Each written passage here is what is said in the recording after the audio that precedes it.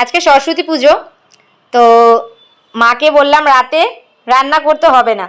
তো আমরা বাবুকে নিয়ে একটু আমি ঘুরতে নিয়ে গেছিলাম, তো ওখানে না খুব ভালো ধোসা বানায়। তো আমার হাজব্যান্ড বললো কি চলো এখান থেকে ধোসা খেয়ে যাই আর বা আমার জন্য নিয়ে চলে যাবো। তো দেখো মা একটুখানি পুরটা দেখি তো, এত সুন্দর খেতে হয়েছিল না।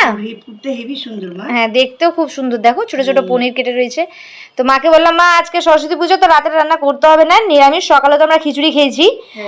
আর আমার বরই বললো কি চলো ধোসা তো মা খুব ভালোবাসে, তো আমি আর হাজবেন্ড ওখানে খেয়ে নিয়েছিলাম আর বাবা আর মায়ের জন্য প্যাক করে নিয়েছিলাম। তো খেয়ে দেখো, খুব ভালো লাগে খেতে। আমার মা সাউথ ইন্ডিয়ান ডিশ খুব ভালো লাগে খেতে। দেখো খেয়ে ভালো হয়েছে না? চাটনিটা খেয়ে দেখো।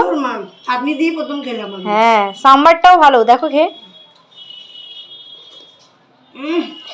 আমি কিন্তু ধোসা খেলে না চাটনিটা খাই, সাম্বারটা আমার অতটা ভালো লাগে না, কিন্তু আজকের সাম্বারটা এত সুন্দর খেতে হয়েছিল আর চাটনিটাও দারুণ। ঠিক আছে তোমাকে আর ডিস্টার্ব করবো না, আজকে ছুটি দিয়েছে, খুব খুশি মা। তুমি শান্তি করে খাও, ঠিক আছে? টাটা করে দাও একবার। টাটা।